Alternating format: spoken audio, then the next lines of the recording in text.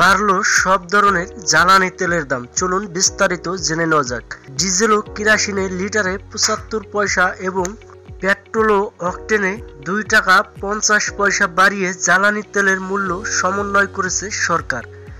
এরই ধারাবাহিকতায় ভোক্তা পর্যায়ে ডিজেল ও কেরোসিনের বিদ্যমান মূল্য ১৬০ টাকা থেকে বাড়িয়ে ১০৭.৭৫ টাকা নির্ধারণ করা হয়েছে। পাশাপাশি লিটার প্রতি পেট্রোলের বিদ্যমান মূল্য ১২৪.৫০ টাকা থেকে বাড়িয়ে ১২৭ টাকা এবং অকটেনের বিদ্যমান মূল্য ১২৮.৫০ টাকা থেকে বাড়িয়ে ১৩১ টাকা নির্ধারণ করা হয়েছে। নতুন এই দর আগামী ১ জুন থেকেই কার্যকর হবে। বিশ্ববাজারের সঙ্গে সমন্বয় জ্বালানি তেলের এই মূল্য সমন্বয় করা হয়েছে। বৃহস্পতিবার ৩১ মে এ বিষয়ে এক বিজ্ঞপ্তিতে বলা হয়েছে, সরকার গত মার্চ ২০২৪ থেকে বিশ্ববাজারের সঙ্গে সামঞ্জস্য রেখে সংশ্লিষ্ট ফর্মুলার আলোকে প্রতি মাসে জ্বালানি তেলের মূল্য সমন্বয় করেছে।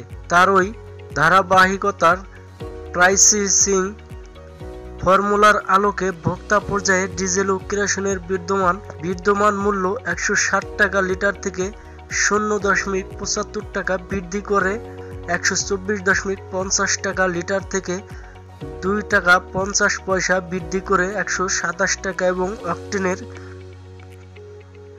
বিদ্যমান মূল্য ১২৮.৫০ টাকা লিটার থেকে ২.৫০ টাকা বৃদ্ধি করে ১৩১ টাকা নির্ধারণ করা হয়েছে। এতে আরও বলা হয়েছে, বিশ্ববাজারে জ্বালানি তেলের মূল্য কিছুটা হ্রাস পেলেও মার্কিন ডলারের বিপরীতে